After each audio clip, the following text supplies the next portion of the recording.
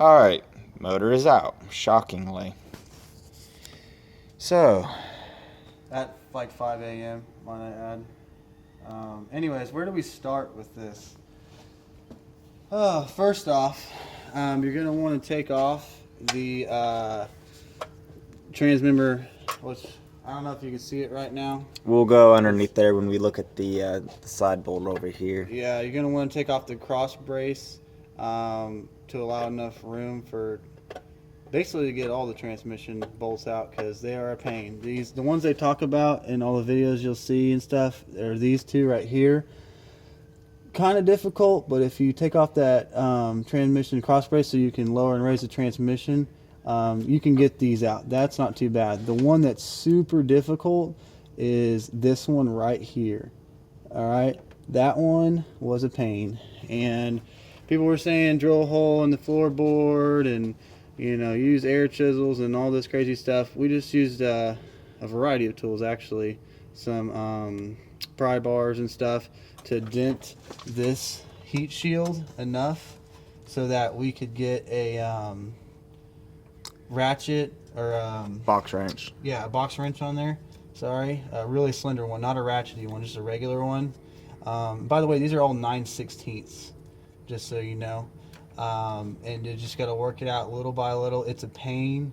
That's the only way to do it. With that being said, if you come around to this side over here, to access that bolt and a lot of other stuff you got to take off, you're going to have to take this fender lining out, which has got a ton of bolts in it, but trust me, it's worth it to access that as well. It gives you better access to the motor mounts.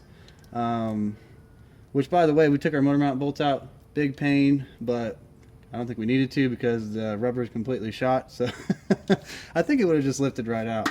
But we did anyways. Probably going to replace those. So that's that on the transmission bolts. Definitely the most difficult part of this job for sure.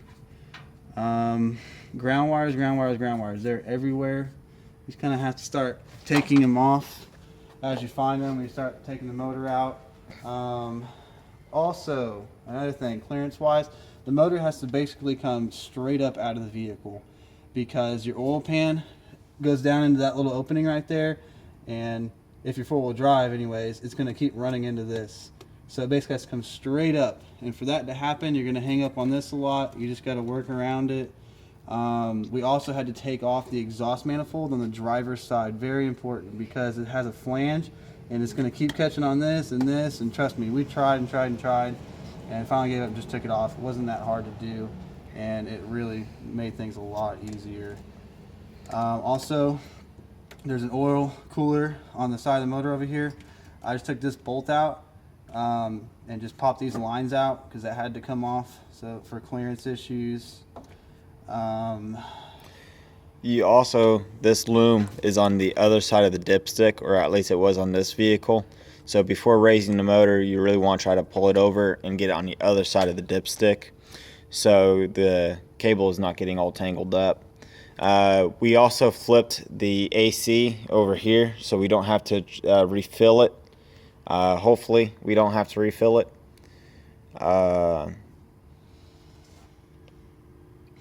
Well, there's just a lot of work. A lot of stuff. Also, when you're trying to get this harness over here, it comes across the top of the motor and stuff. The easiest way we found to do it was to just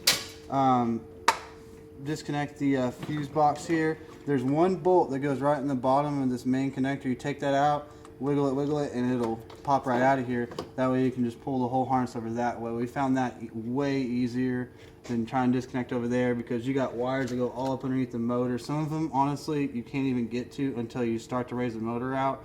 And then we had to disconnect some more ground wires and things like that. The starter, it's another point I'd like to talk on, because that thing about made me want to quit. First off, the bolts are really easy to get to, thankfully. But the wires, oh my gosh.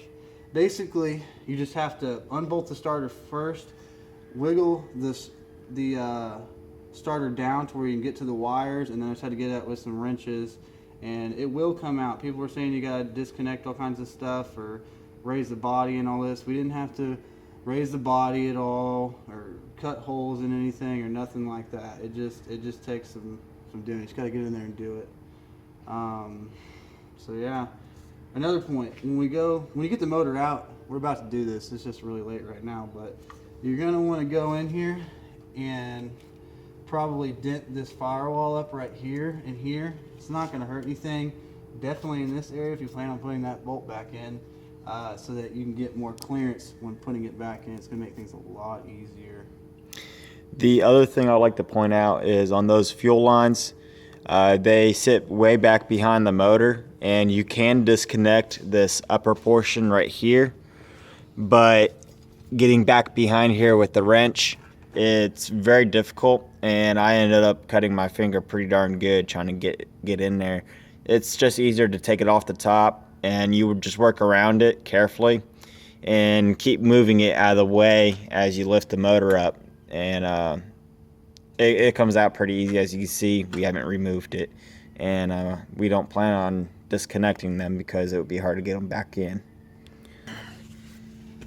Alright, so there's the transmission cross brace that you're going to have to take off so that you can get room to a lot of those transmission bolts.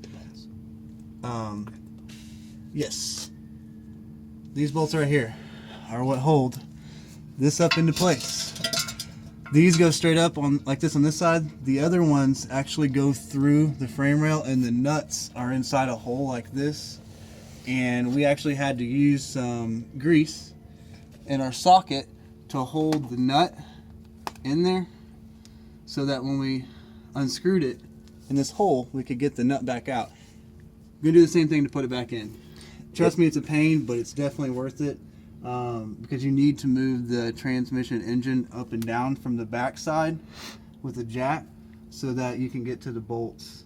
It is a little bit easier to use a bottle jack instead of you trying to use a full-size floor jack, because you're going to be under the vehicle quite a bit off and on. We will also like to say, definitely make sure you have the vehicle blocked off very well, because you're going to be doing a lot of grunting around. Most definitely. And also, at first I just disconnected the exhaust up at the manifolds. Thought that would give me, obviously I take the motor out like that, but I went ahead and just disconnected it back here at the, what used to be a catalytic converter is now a test pipe, but and just left it hang in there. That way I can get room and access to the rest of the transmission bolts.